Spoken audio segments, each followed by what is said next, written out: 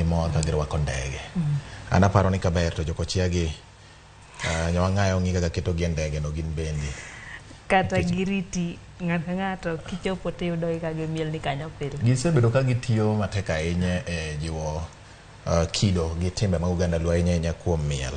Miyo gik makamagi katimore to gin bende kapok Nyasaye chieng' moro ogogi transfer to gibede ne gin bende gineno ber mar kido ma gisebedo ka ginyiso. Nawinjo ka ng'ato wacho ni en bende koidhe to kochopo tibiro omne kamano.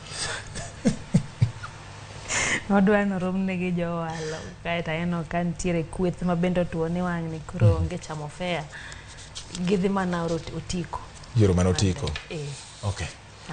Cham fea biro kata loko otiko ma us ne ng'ato nyakwara Ramogi. Wadhi nyime. Jatend migawo mar wuoth e pacho ka Kipchumba Murkomen okoni piny owacho mamalo biro neno ni otieki gedo mar apeyni mane jatend piny Kenya William Ruto singo ne jodak mag kaunti ma Homa Bay. Murkomen mane oloso kane ochopo Homa Bay wacho ni gedogo biro riwo koda ka yawo dho wedhe ma Homa Bay kono.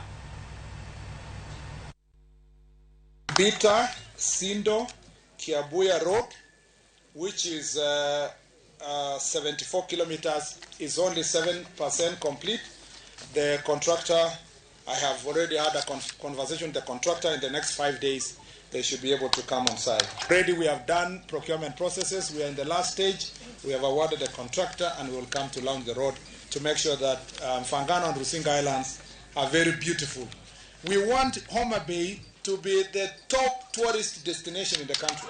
Mimi nitahakikisha kwamba katika wizara hii Rais William Ruto na serikali yake haijaibishwa, na mimi pia kama kijana nimejenga jina kidogo kuonekana kwamba nimetia bidii Homa Bay iweze ikasonga mbele.